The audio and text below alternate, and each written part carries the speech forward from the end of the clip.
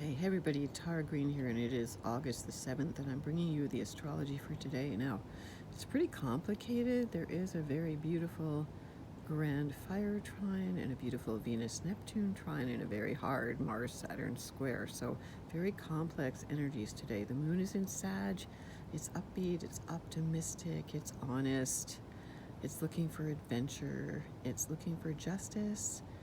It has a sense of freedom and sage wisdom about it. Okay, so moon and Sag, humor, good humor, optimism, and faith. So today, as the moon trines Jupiter, its ruling planet in Aries, this is a really super good positive energy.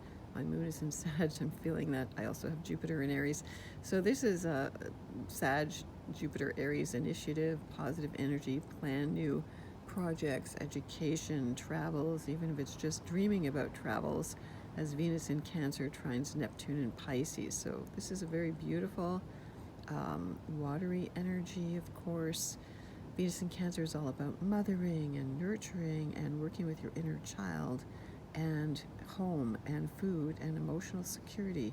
Trining Neptune in Pisces, which is about dreaming about a safe emotional place for the inner child, or dreaming about connecting to the great mother archetype, or working with your dreams.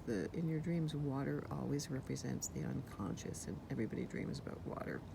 So use your imagination, feed your imagination. That's very literally what it is. Venus in Cancer is food. And play music, because if music is what is that Shakespearean thing now? If music be the food of love, play on. Make music, make love. Venus and Neptune are connected because Neptune is the higher octave of Venus. It is like what you would refer to as the soulmate. So this is the need to find the soulmate, serve the soulmate, nurture a soulmate, nurture your imagination, cook up something, some fantastic fantasy meal. Feed your dream lover, feed your beloved, because that's how you attract a real one. So the sun and the moon are in trine also. We're heading up to a big full moon in Leo. So again, very positive, very optimistic, which is really nice to offset this very, very heavy Mars-Saturn square, which is building up since just a few days ago when Uranus and the North Node and Mars were conjunct.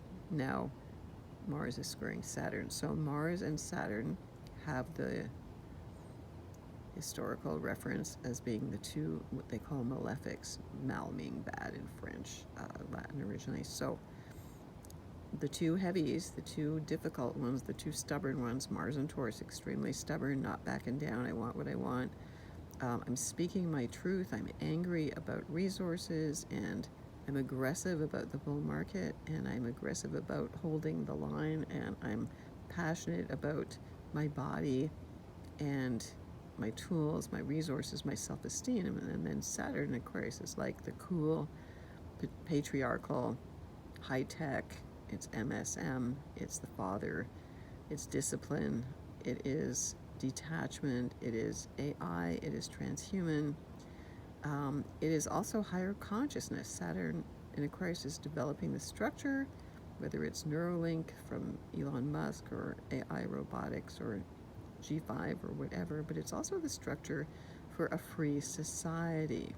So very important to watch Saturn and Mars then. So it could be the battle between, Mars and Taurus is very much like the Dutch farmers battling, the world orders, the climate changers, whatever that structure is, saying, no, you can't do this, methane and all that stuff. And that fight will go on and will continue, because Saturn Aquarius is ultimately about freedom and liberation from the old patriarchal 7,800 year, the biggest bullshit story ever invented. Okay, and so Mars and Taurus means you should get mad, and you should get mad at the corporate structure. It's not the individual's fault. I mean, we are consumers of that stuff, but it's, shoved down your, Taurus is the throat, literally shoved down your throat. So, a square is a tense aspect. I would think that you want to look at what the real issues are for you. Taurus is your resources. It is tangible things, again, real estate, your land, what you can grow, what you can hold on to. And Saturn Aquarius is very much the New World Order and the World Economic Forum that says you will own nothing and you will be surveyed 24/7, you will be happy, which is the totalist, biggest lie in the world. Okay, now, the moon trines Chiron in Aries. So again, Chiron in Aries is the wounded healer, is where we can be very defensive about our wounds, and we don't want to go into them, we don't want to talk about them. And the moon in Sag, yeah, is going to just spill all the beans. So this is a good thing because, you know, moon in Sag is honest to a fault. And of course, this is both centaur energy. It's centaurific, I call it. So Chiron was a centaur. Sagittarius is a centaur. They are linked. In Greek mythology, Chiron, when he gave up his immortality to be free of pain, was immortalized as the constellation Centaurus, which you see over the southern hemisphere. Now, people do associate him with Sagittarius because he's a centaur. So the moon in conjunct Uranus and Taurus. So again, this is where we may be feeling, again, Uranus is the modern ruler of Aquarius. In Taurus, it is the cosmic cattle prod. So again, truth, justice, do your own work. You know, look at what the truth is. The truth is hiding in plain sight if you look.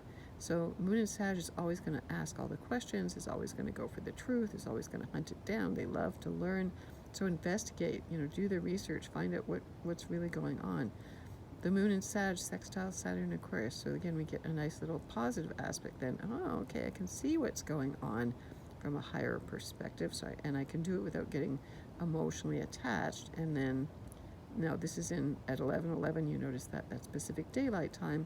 And then the moon in conjuncts Mars in Taurus. It's again in Pacific Daylight Time. And then these last two aspects repeat, of course, in Eastern Daylight and Greenwich Mean Time. So the moon in conjunct Mars in Taurus, you know, you might boldly move forward and then go, uh-oh, what the hell did I say? But of course, the moon in Sag is just going to carry on anyway, irregardless of what anybody thinks, because the moon in Sag is just like that. So I would really advise you, because the Mars-Saturn square is so heavy, it's so difficult energy, to really try to stay optimistic. This is good that we're getting the benefits of all these other beautiful energies today.